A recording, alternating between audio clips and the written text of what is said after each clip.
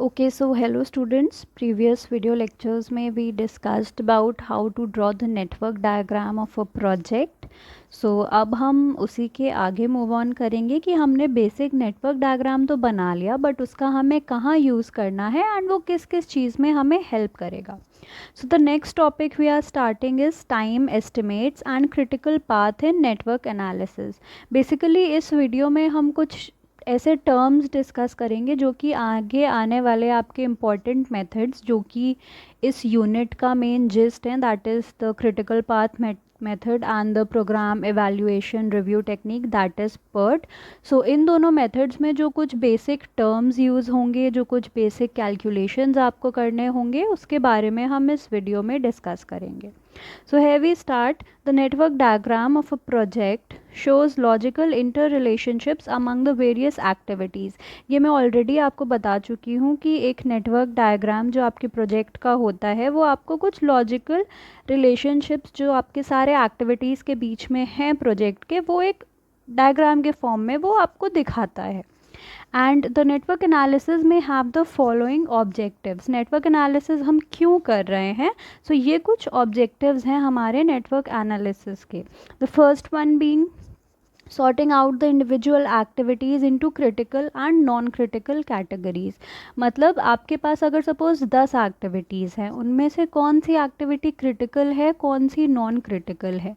Critical का मतलब क्या होता है कि अभी आपको थोड़ी देर में पता चलेगा. क्रिटिकल बेसिकली आप बोल सकते हो कि एक ऐसी एक्टिविटी जो आप का जो ओवरऑल रिज़ल्ट है, फॉर एग्जांपल अगर आप ऑप्टिमल सोल्यूशन की तरफ पहुंचने की कोशिश कर रहे हो तो जो एक्टिविटी आपको आपके ऑप्टिमल सोल्यूशन तक पहुंचाए, इन सिंपल वर्ड्स हम उसको क्रिटिकल कैटेगरी में डाल सकते हैं. And the other activities will put into the non critical category.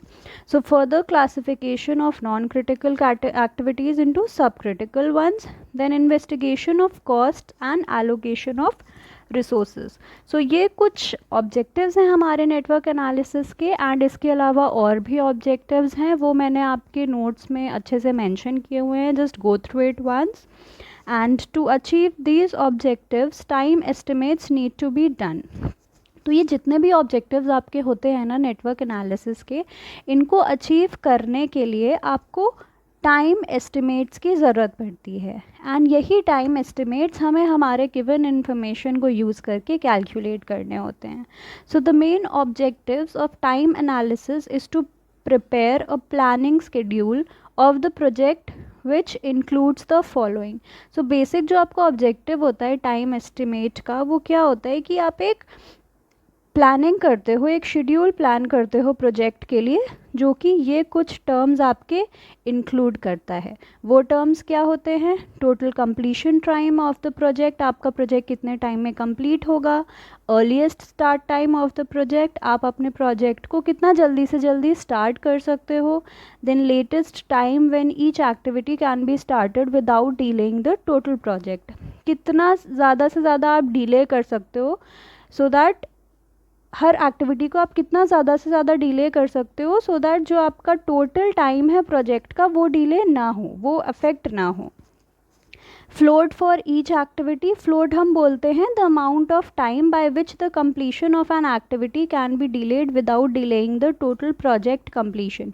Total project आपका जितने भी टाइम में कंप्लीट हो रहा होगा, तो अगर फ्लोट आपका बेसिकली हर एक्टिविटी के लिए वो उतना अमाउंट बताता है टाइम का जितना आप सपोज मार्जिन लेके चल सकते हो कि हाँ भाई, अगर 2 दिन तक हम इस एक्टिविटी को डिले कर दें तो हमारे टोटल प्रोजेक्ट कंप्लीशन का जो टाइम है उस पर फ़र्क नहीं पड़ेगा. तो उस पर्टिकुलर एक्टिविटी के लिए 2 डेज़ को आप बोलोगे उस एक्टिविटी का फ्लोट.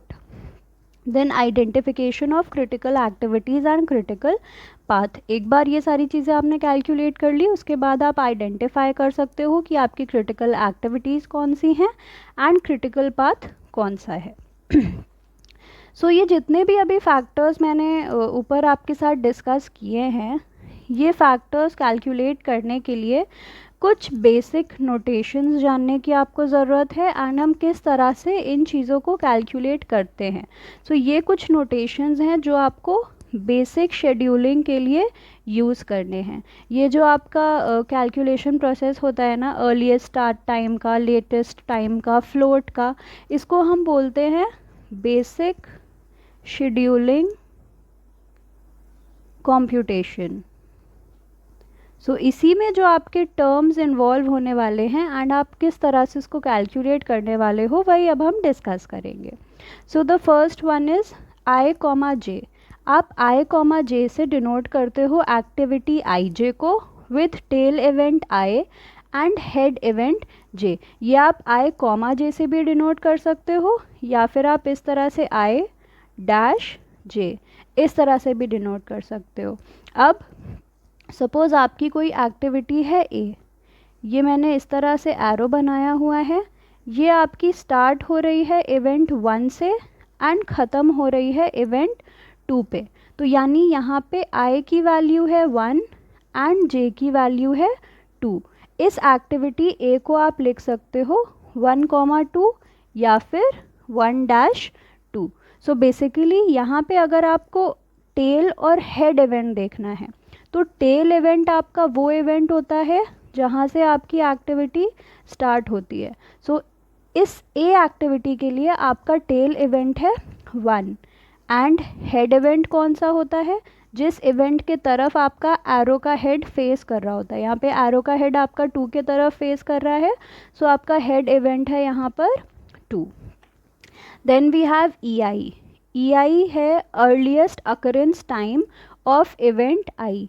इवेंट किसी भी एक्टिविटी के लिए अगर आप इवेंट आई की बात करो, मतलब कि जिस इवेंट से वो एक्टिविटी आपकी स्टार्ट हो रही है, तो ई आई डिनोट करता है कि कितना जल्दी से जल्दी वो इवेंट को हम स्टार्ट करें या कितना जल्दी से जल्दी वो इवेंट अकर कर सकता है। सो वो डिनोट करता है आपका कैपिटल ई और सबस्क्रिप्ट में I. Then we have L J. L J है हमारा latest allowable time, latest allowable occurrence time of event J. मतलब जो आपका इवेंट जे है, जैसे यहाँ एक्टिविटी ए थी, ये आपकी सेकेंड नोड पे ख़त्म हो रही है, तो इस सेकेंड नोड के लिए आप कितना लेटेस्ट अकरेंस टाइम अलाउ कर सकते हो, उसको हम डिनोट करते हैं एल जे से। Then we have D I J. अब अगर आप टी आई जे लिखो या फिर डी आई जे लिखो, दोनों ही आपका टाइम रिप्रेजेंट करते हैं। So you can use either T I J और you can use D I J. D I J का मतलब होता है estimated completion time of activity I J, कि अगर ये एक्टिविटी ए है आपकी, ये आई से स्टार्ट हो रही है और जे पर ख़त्म हो रही है, तो आई से स्टार्ट और जे पर ख़त्म होने में इस पर्टिकुलर एक्टिविटी को कितना टाइम लग रहा है, वो डिनोट करता है टी आई जे या फिर डी आई जे। और ये वैल्यू आपको हमेशा ही क्वेश्चन में दी रहेगी, ये वैल्यू आपको कभी भी कैलकुलेट करने की ज़रूरत नहीं है for C P M. Then we have E S I J. E S I J का मतलब earliest starting time of activity I J. Earliest starting time of activity I J मतलब कोई भी एक्टिविटी है आपकी ए, उसको आप कितना जल्दी से जल्दी स्टार्ट कर सकते हो। Then E F I J is earliest finishing time of activity I J. जो भी आपकी एक्टिविटी है आई कॉमा जे या activity A B C whatever, उसको आप कितना जल्दी से जल्दी ख़त्म कर सकते हो। L S I J. L S I J is latest starting time of activity I J, मतलब जो आपका एक्टिविटी है उसको आप लेटेस्ट कितना लेके जा सकते हो, कि हाँ भाई अगर हमें 2 दिन में इसको स्टार्ट करना है तो ठीक है, हम ज़्यादा से ज़्यादा इसको 4 दिन तक शिफ्ट कर सकते हैं, उसके बियॉन्ड हम नहीं जा सकते। तो वो 4 डेज़ आपका रिप्रेजेंट करता है latest starting time of that particular activity. Then L F I J है latest finishing time of activity I J, की कोई पर्टिकुलर एक्टिविटी को आप लेटेस्ट कितना पुश कर सकते हो कि हाँ वो ठीक है, अगर हमें 4 दिन में फिनिश करना था तो हम उसको 6 दिन में फिनिश कर देंगे, but we can't go on beyond that. So 6 days is the latest finishing time for that particular activity. So अभी हमने इतने सारे टर्मिनोलॉजीज़ डिस्कस तो कर लिए, but how to calculate them, कुछ ना कुछ तरीका तो होगा इसको कैलकुलेट करने का। सो अब हम डिस्कस करने वाले हैं कुछ बेसिक मेथड जिनको यूज़ करके, जो पिछले पेज में या अभी just a few seconds back जो हमने टर्म्स डिस्कस किए हैं उनको हम कैलकुलेट कैसे करेंगे। So first we have the forward pass computation. ये आप यूज़ करते हो अर्लीस्ट इवेंट टाइम फाइंड करने के लिए, मतलब जो आपके ई आई जेज एंड जो ई एस आई जे थे उसको फाइंड करने के लिए आप फॉरवर्ड पास कंप्यूटेशन यूज़ करते हो। ये मैं इन शॉर्ट आपको बता देती हूँ हमें क्या करना है, बाकी जब हम क्वेश्चन सॉल्व करेंगे आपको तभी ये क्लियर होगा, ऐसे हो सकता है ना भी समझ में आए। सो सबसे पहले तो ई आई आप किसके लिए फाइंड करते हो, एक इवेंट के लिए फाइंड करते हो, इवेंट आई के लिए, मतलब कोई भी इवेंट से जहाँ से आपकी एक्टिविटी स्टार्ट हो रही है उस इवेंट के लिए आप ई आई फाइंड करते हो। तो सबसे पहले तो जब हमें क्वेश्चन में ई आई फाइंड करना है, सपोज़ आपके पास 10 नंबर्स हैं, 10 इवेंट्स हैं, सो आप E1 से स्टार्ट करोगे, then you will move on to E2 E3 E4 and so on. So E1 की वैल्यू हम क्या ले लेंगे, हमेशा ही take E1 is equal to 0, because आपकी आगे की जितनी भी वैल्यूज़ होती हैं फॉरवर्ड पास का मतलब आप असेंडिंग ऑर्डर में चल रहे हो, आप अपने नेटवर्क डायग्राम के स्टार्टिंग से चल रहे हो एंड देन आप towards the back towards the end move कर रहे हो, वी आर मूविंग फॉरवर्ड। सो आपने E1 को 0 लेट किया, इसके बाद आता है we have E2 E3 and so on. Then second step में हम क्या करते हैं, earliest start time for activity I J is the earliest event time for tail event, that is E S I J is equal to E I. Basically ये terms हैं, ये अभी मैं इसमें ज़्यादा डिटेल में नहीं जा रही हूँ बिकॉज ये बिना क्वेश्चन के आपको शायद समझ में नहीं आएगा, मैं आगे जब क्वेश्चन आएगा तब उसको ही यूज़ करके आपको इसको एक्सप्लेन करूँगी। देन फॉरवर्ड पास कंप्यूटेशंस हम यूज़ करते हैं अर्लीस्ट इवेंट टाइम फाइंड करने के लिए, एंड जो हमारा बैकवर्ड पास कंप्यूटेशन होता है वो हम for latest allowable time find करने के लिए हम यूज़ करते हैं। And unlike forward pass computation जहाँ पे आप क्या करते हो, आप E1 को 0 मानते हो एंड देन आप नेटवर्क डायग्राम के अलॉन्ग फॉरवर्ड मूव करते जाते हो एंड बाकी सारे E1 E2 E3 E4 आप कैलकुलेट करते जाते हो।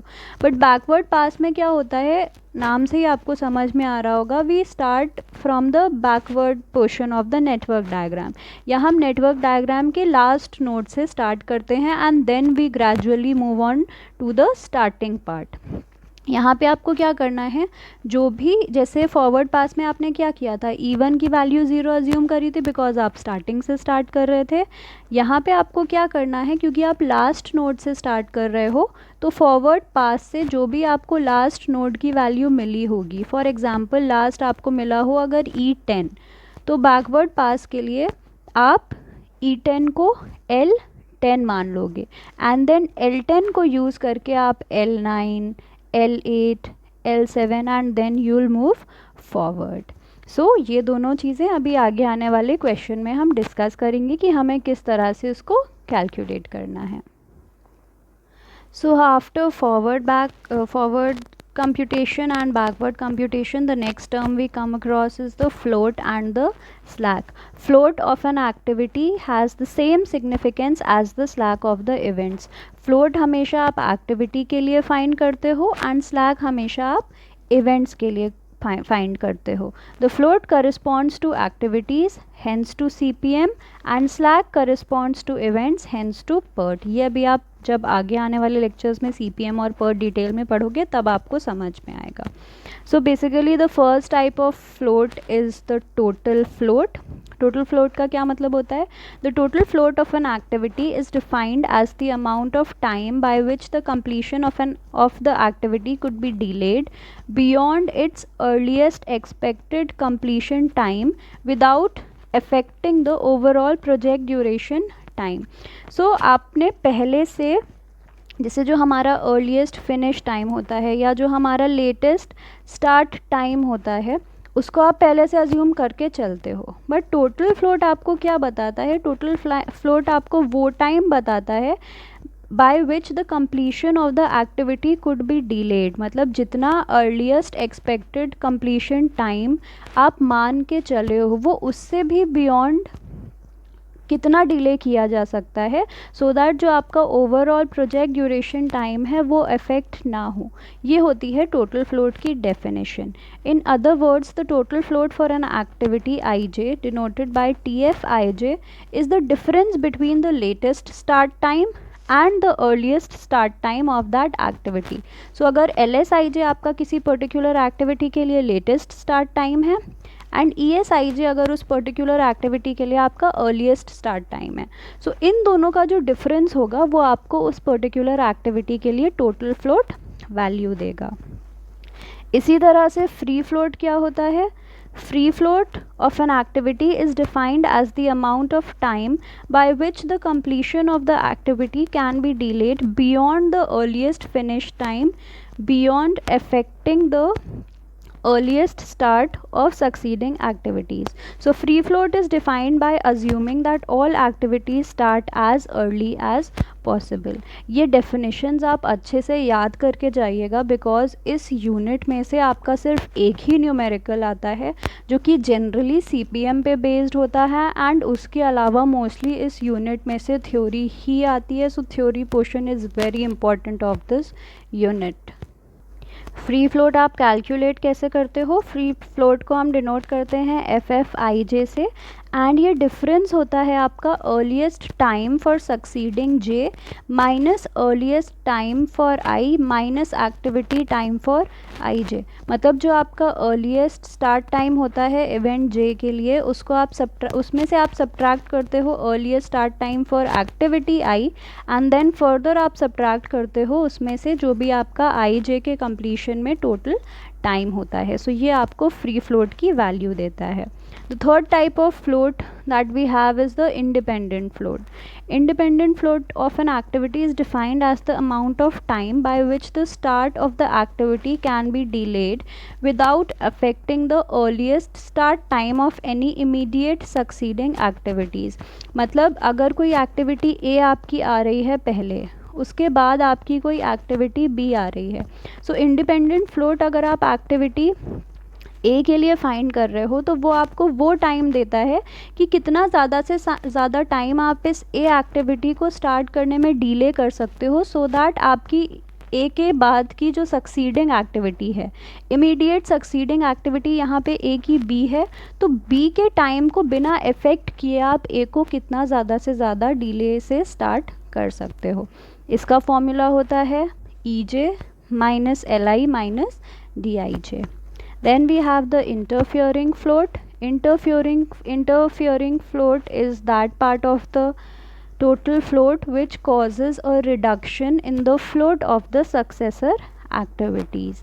It is the difference between the latest finish time and the earliest start time of the succeeding activity, or zero, whichever is larger. तो ये बेसिकली एक टोटल फ्लोट का ही part होता है जो कि क्या करता है, जो भी आपके सक्सीडिंग एक्टिविटीज़ का फ्लोट होता है उसमें एक रिडक्शन आपको ला करके देता है. देन ये आपका एक रिलेशनशिप होता है between the total float, free float and independent float. Total float आपका हमेशा ही सबसे ज़्यादा होगा, फ्री फ्लोट उससे कम होगा, एंड इंडिपेंडेंट फ्लोट हमारा सबसे कम होता है. Then the next term is event slack. Basically ये सारे छोटे छोटे टर्म्स हैं, एंड मैं पहले से आपको बता रही हूँ ये सारे फॉर्मूले आपको लर्न करने पड़ेंगे, इसके अलावा you don't have a choice.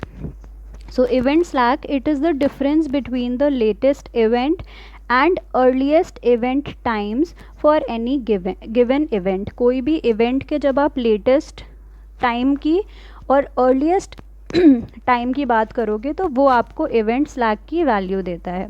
सो जब आप हेड इवेंट की बात करोगे तो हेड स्लैक आता है, जब आप टेल इवेंट की बात करोगे तो टेल स्लैक आता है.